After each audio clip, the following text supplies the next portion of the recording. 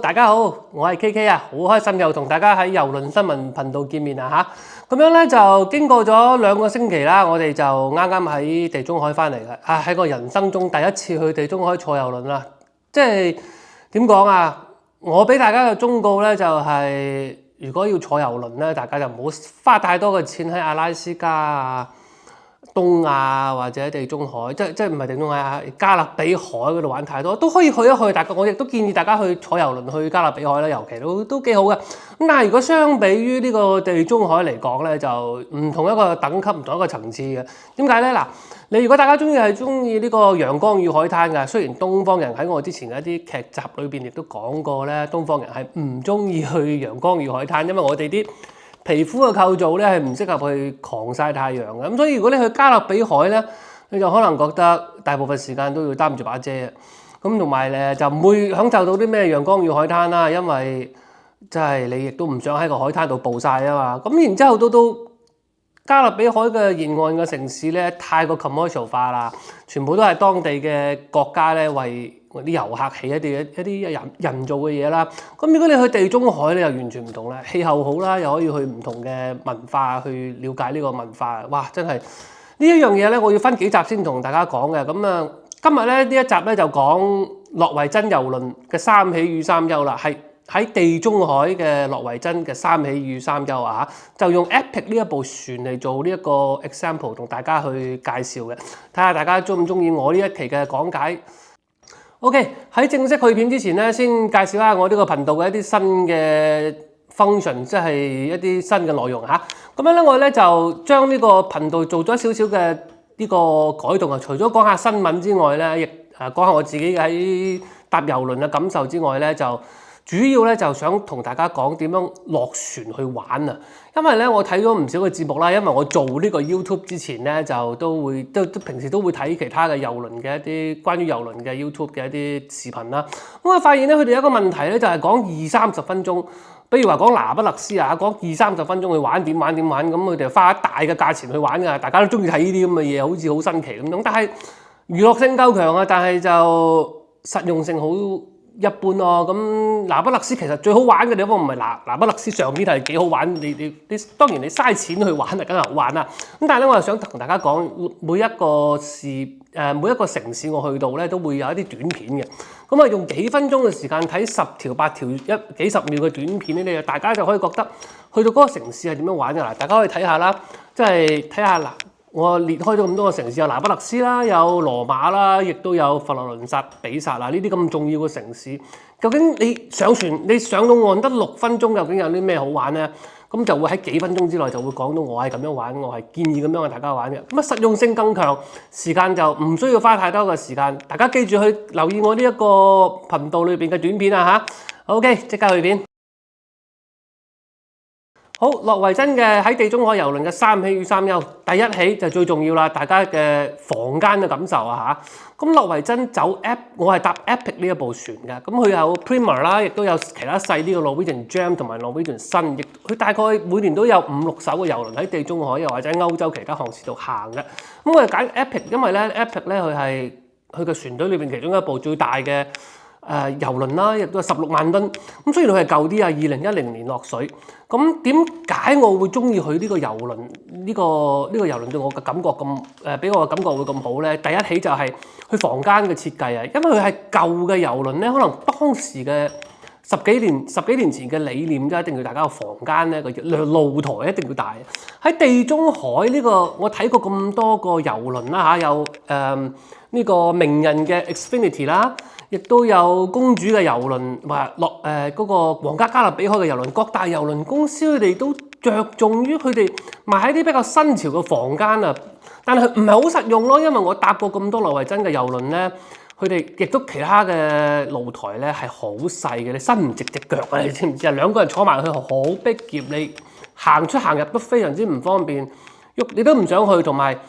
即係襟睇唔襟用咯，係好靚。佢哋有啲，比如話呢個名人嘅 Xfinity 啦，佢會有一個落地即係全開嘅呢個露台啊。咁但係好多時候可能淨係得一個人，可能我太太就想坐喺個房入邊。咁你如果想露台，你開晒成個露台啲嘢，好似就大風咗啲咯，坐喺房間入邊啲人就唔係咁中意。咁呢一個諾維珍嘅呢一個遊輪咧 ，Epic 上面嘅房間，哇！嗰個露台咧係大到咧，好似我平時要俾要俾額外嘅錢要升咧，你先至有呢一個露台㗎啦。大家可以睇到啦，呢個露台咁大啊嚇，係非常之舒服。因為地中海嘅氣候好好啊，咁所以咧就我用嘅露台咧嘅時間係比較長嘅。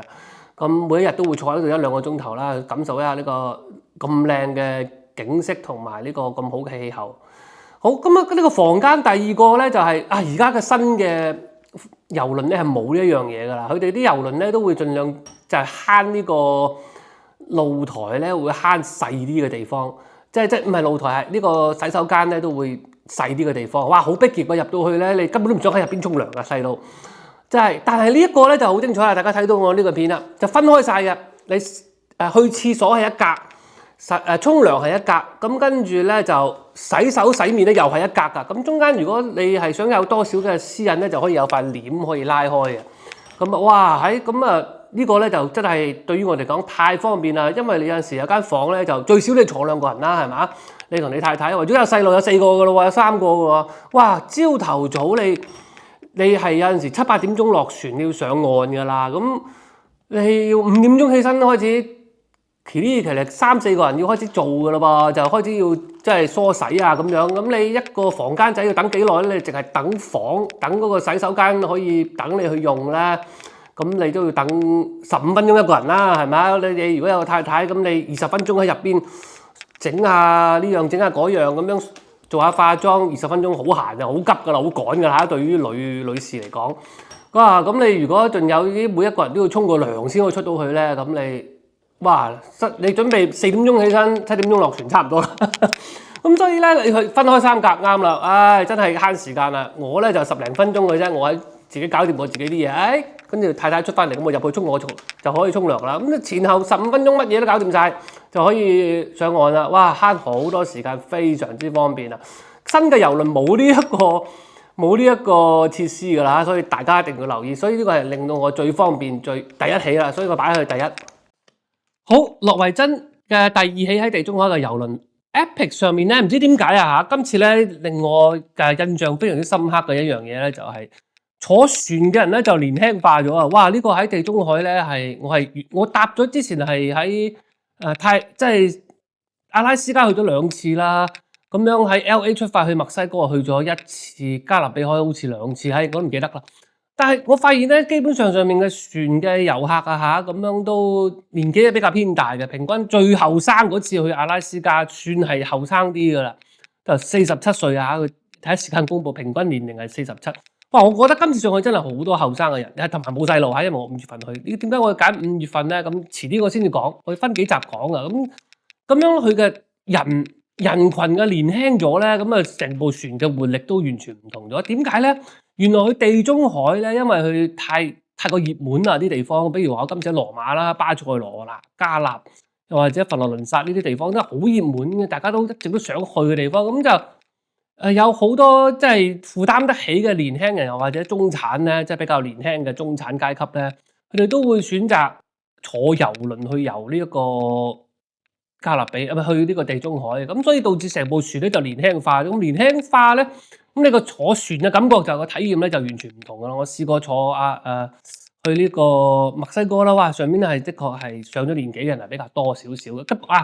咁我亦都要糾正一下大家啊嚇，即係嚟講，既然講到年紀呢樣嘢，我係唔贊成咧，就遊輪係專門係為老人家而設計啊！我今次咧上面見到幾個中國嘅朋友，佢哋喺香港嚟啊，喺紐約嚟啊咁樣，佢哋都會講起呢個搭遊輪係最適合老人家咁樣嘅坐遊輪。呢個係完全係我係反對呢個睇法嘅。點解咧？你負擔得起嘅年輕人咧，我亦都主張佢哋係多啲坐下遊輪嘅呢一個體驗嘅，因為可能之前佢哋收到一啲唔啱嘅信息啦，一啲推廣告亦都講到好似老人家上遊輪係即係節奏慢咁，其實佢節奏可以好快。大家可以睇到我啲短片啊，我啲節奏有陣時都幾快嘅，完全係好啱我哋呢啲即係偏後生嘅遊客去玩嘅啲行程。咁睇下自己點樣安排。咁啊，大家可以睇下我嘅視頻啦，我之前嘅視頻睇下點解我會覺得呢個遊輪年輕化，年輕人係適合去玩嘅。好，咁呢個咧就係諾維珍嘅第二起啊，令到我大家感覺都完全唔同嘅。好，呢個諾維珍嘅第三起啊嚇，咁啊之前咧我亦都睇過一啲呢個 YouTube 上面嘅一啲視頻啦，咁啊評價諾維珍咧喺食物上同埋服務質量上咧係有所退步嘅，最近呢一年。點解咧？因為我哋經歷咗美國嘅呢個通貨膨脹啦，各種各樣咁，但係可能係美國嗰邊嘅美國嘅航線可能會有少少影響，但係歐洲嘅航線咧，佢嘅 SPA 佢嘅食物嘅質量咧係感覺上咧係可能會有少少改動，但係佢個質量上咧係冇變到嘅。咁尤其係 buffet line 啊嚇，係呢個自助餐係好重要嘅。佢有好多朋友咧就會話上遊輪啊，梗係食到最好㗎啦，去啲特色餐廳度食飯唔一定㗎嚇，尤其係我哋你坐低喺特色餐廳食飯唔係唔好，係可能會我食咗2到3次啦。今次成個一個星期嘅行程2、3次咁，點解我會唔會選擇長期咁樣去每一餐都會喺特色餐廳度食飯咧？就係因為特色餐廳佢最大嘅問題就係你坐喺度2、3個鐘啊！你開支紅酒食餐飯，哇2個鐘好閒咁，你有陣時你坐唔到，唔想坐咁耐噶嘛？你趕時間落去樓下睇 show，咁你就唔想食特色餐廳。但係有啲場合係要去嘅，譬如話有啲咩你係準備去呢個慶婚啊，又或者生日啊，咁你梗係要食幾個鐘啦，係咪？咁所以 buffet line 呢個自助餐喺諾維珍咧係真係頂呱呱。我呢個太太嘅爹哋媽咪嚟我哋玩咗外父外母同我哋一齊去玩咧，佢哋係好中意呢個 buffet line 啊，因為佢哋語言不通，你知唔知啊？語言佢哋同佢哋講英文講唔掂咧，咁自助餐係最好啦，又唔使點餐啦。對於佢哋嚟講又可以食喎，同埋朝頭早係有陣時中午係趕時間啦，又要食飯。自助餐係我哋長期光顧嘅地方啊！唔好話我哋 cheap 啊，唔肯去食特色餐廳，而係因為佢方便嘅食物好。所以諾維珍嘅第三起咧，到目前嚟講咧，佢嘅食物質量好，服務質量好，同埋佢個 SPA 依然都係好好嘅。呢個係我去過一次最好嘅 SPA。我遲啲有機會先同大家講，可能未必會有太多嘅視頻，但係 Epic 呢個上面嘅 SPA 咧，真係頂呱呱一流啊！好啊，咁啊講完佢三起咯喎，咁啊梗係要講下我哋又肯定唔會話淨係講好嘅，唔講嘅壞噶嘛。咁啊講下佢三憂咯，3樣令我感覺到有憂慮嘅地方啦。咁啊第一個就係作為一個旅行啊，指示不清。咁有幾次嘅情況咧，即係因為船上面咧，因為好大啊，所以有啲基本上嘅呢個指示咧，佢要好明瞭先得。因為你有陣時啲行程安得太密咧，如果有啲嘢你忽略咗咧，會嚴重咁樣影響咗你行程嘅體驗啊。第一樣咧就係指示不清啦。點解指示不清咧？最明顯嘅一個例子咧就係喺加納咧就冇港口嘅，你就要靠罩艇仔，咁啊佢就放啲救生艇啊，或者呢樣嗰樣，即係總之就要擺渡啦。咁樣咧我就一下子唔記得咗，呢個亦都係我亦都係有啲呢個問題啦。我唔記得咗要提早要訂呢個 tender。咁由於我爭少少未到 Gold Member 咧，所以我就唔可以第一時間上，即係有優先權上艇仔。咁一下子唔記得咗，佢亦都冇提醒喎，佢亦都冇喺嗰個每一日嗰個brochure，即係嗰個簡介入邊每一個行程簡介裏邊放喺個房度寫俾你睇噶嘛，佢又冇寫到喎。咁亦都冇喺廣播度講話提前幾個鐘頭或者提前一日同你講留意講幾次話要先預訂艇仔嘅。哇，大鑊咯！去到加納朝頭早一睇，原來嗰個港口咧，我仲以為咧就我排到第10零條艇，諗住好快噶啦，因為我喺 Los Cabos 墨西哥，佢哋人哋10幾20條艇一次過半粒鐘啲人就落晒船噶啦，大鑊啦！你都唔知法國人噶啦，歐洲人懶閒咁，佢嗰個擺渡船咧又遲到喎，成粒鐘，部船都7點鐘到，連8點鐘先嚟嗰部大啲嘅船啦，咁啊只能夠靠2部救生艇。即係你都唔知救生艇啦，坐50人嘅啫。你睇到坐50人去嗰啲短片就睇到。咁你坐50人，咁你哇成條船4000人喎，咁你咪要行80次啫，你先可以落到去。咁靠2條救生艇，咁佢唔知點解又唔可以落多幾條喎？咁可能呢個港口好細啊，咁你落多7、8條落去，係就係好快落船啦。咁但係你哇佢塞住個港口，全部都係啲船仔唔得噶嘛。唉，總之係大鑊啦。咁我哋17號艇，哇！等到真係食完中午飯咁滯啦，食中午飯咁滯啦，你先至夠鐘到我落去。唉，早真係咁，我就去浸下 SPA 先啦。我哋都覺得戇居咗。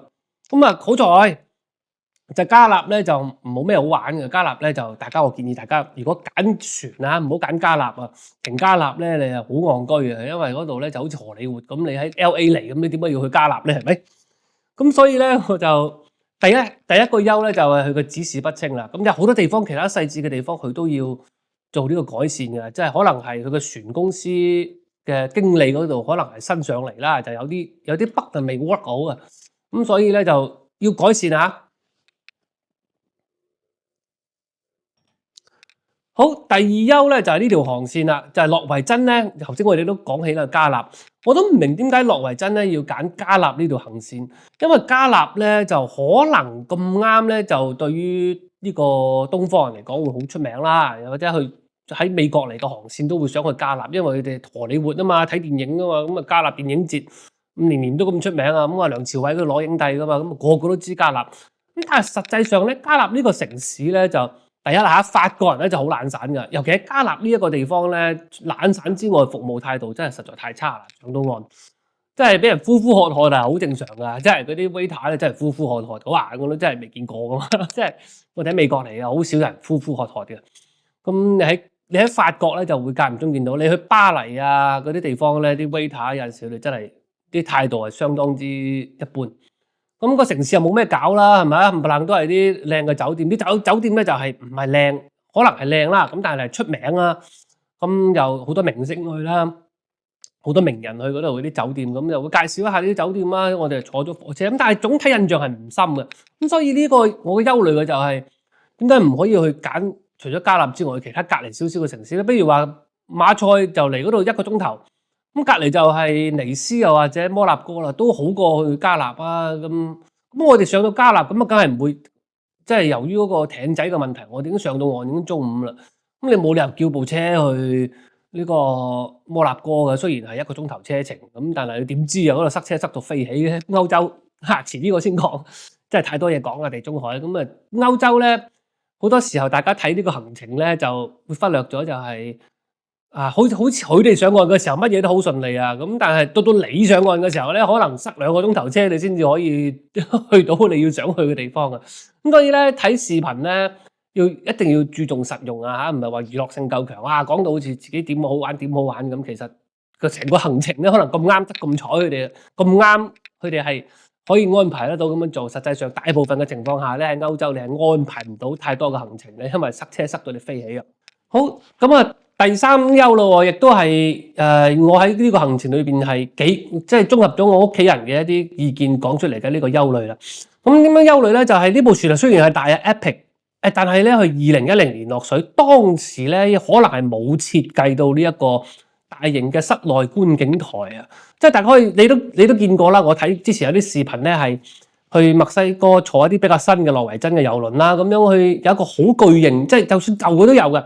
就係一個好大嘅一個好 model 一個 launch， 即係一個 VIP launch 咁樣嘅地方，可以坐喺度有 sofa 啦，有嘢飲啦，有 buffet 食啦，咁睇住即係室內坐喺度，唔使吹住海風，就可以睇到好靚嘅海景啦。睇 Epic 咧就冇呢一樣設施啊。雖然佢嘅餐廳啊，一個自助餐廳係全海景全頭，咁但係嗰啲凳咧就坐得唔舒服噶嘛，冚唪唥你食飯嗰啲凳你坐唔耐噶嘛，坐1粒鐘你就腰就痛嘅，尤其老人家。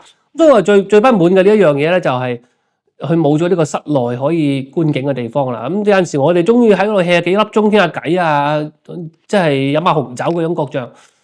咁我專程咧就去到佢嘅酒吧咧，即係專門嘅最大嘅酒吧嗰度坐啦。咁即係原來嗰度冇窗口睇嘅室內啊。咁你坐喺嗰度半粒鐘，你覺得好無聊就走噶啦嘛，冇嘢睇咁。尤其你坐船係咪？